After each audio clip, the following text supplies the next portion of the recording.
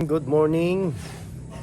Ngayong araw patuloy tayo sa paggawa dito sa ating project sa may Kidapawan City. Ayan.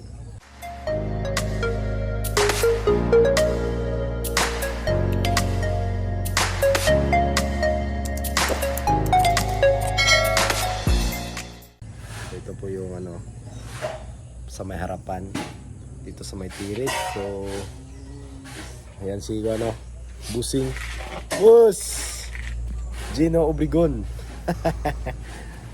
So yan, itong bahay na po ito na ito mga kababayan, hindi pa nga tapos po ito. So ang so mga materials dito kasama na yung tiles, mga pintuan. So yung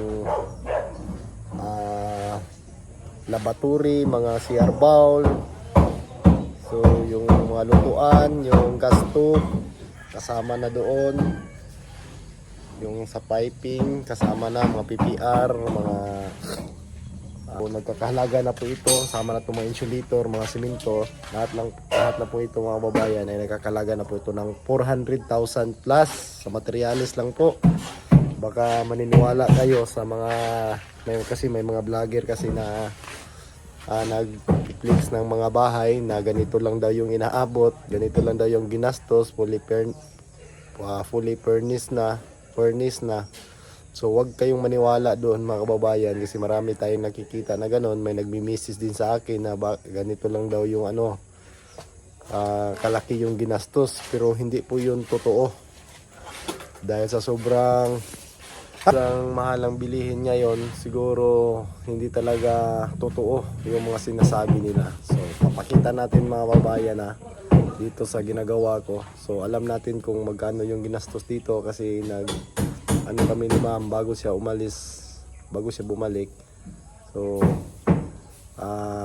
namin yung ginastos, kinikwinta kung magkano na. So ayan, pakita lang natin. Yan, kasama na yung mga gutter, yung mga insulation. Ayan, yan lang po yung nabili sa halagang 400,000. So yung mga bintana ay hindi pa. Yung bintana ay meron na po itong budget, pero additional na yon nung dati namin na pagkikwinta. So huli na po ito. Pero ito, yan lang po yung inaabot ng 400 plus. Ito, nakabili na ng tiles. Ayan, pati sa CR nabili na din.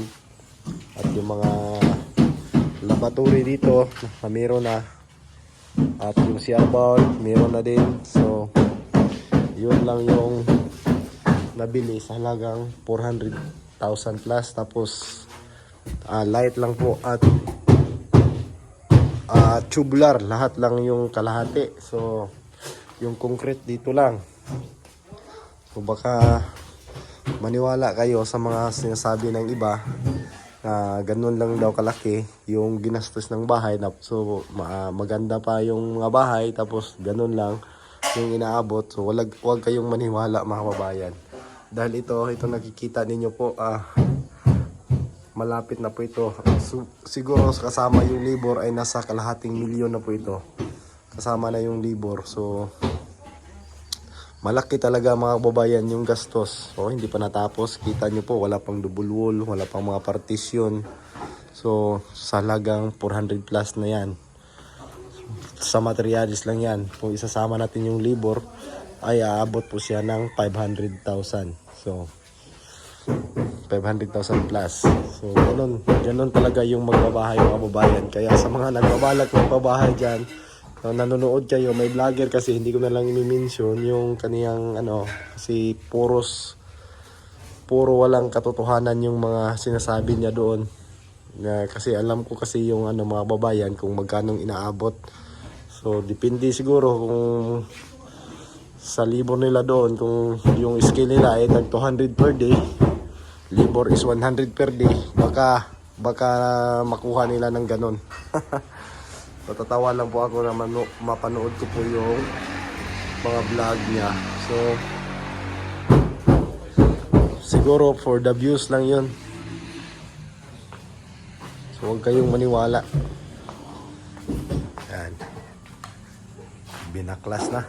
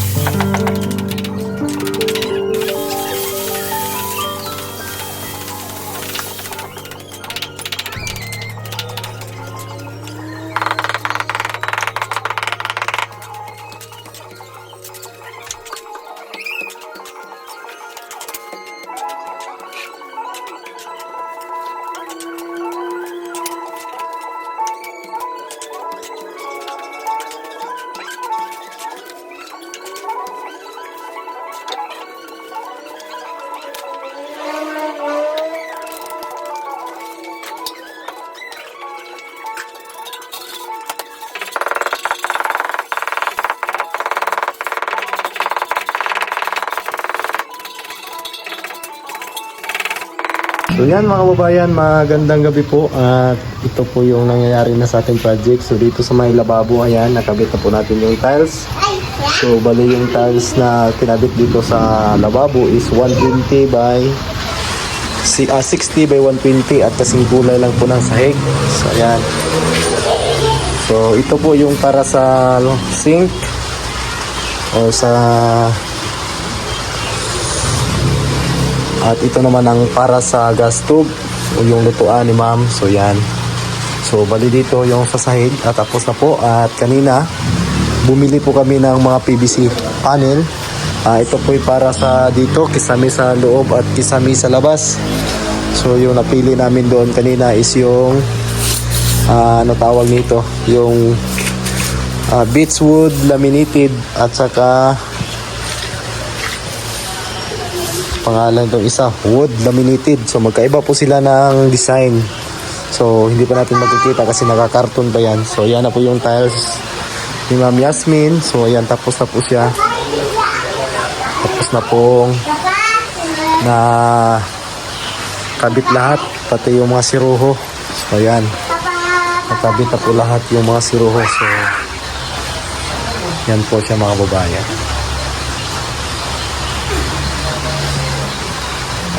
So yan, dito na po yung mga materialis at yung iba metal faring ay nandito din sa labas. So yan, yung mga binili ko dyan na metal faring mga kababayan is yung Giamax. Kasi ano yon, yung Giamax matibay at saka makapal. So medyo may kamahalan siya ng kunti, pero yan talaga yung maganda. Huwag kayong gagamit ng mga materialis na hindi matibay, kasi kung gagasto ka naman ng bahay, so titibayan mo po yung materialis, kasi yung bahay mo ay forever na po yan. So mas maganda yung mas matibay yung mga materialis na gagamitin. So itong metal faring Giamax din to, pati yung wool angle na ginagamit namin, nandun po yung wool angle. So bali Giamax din po yung brand.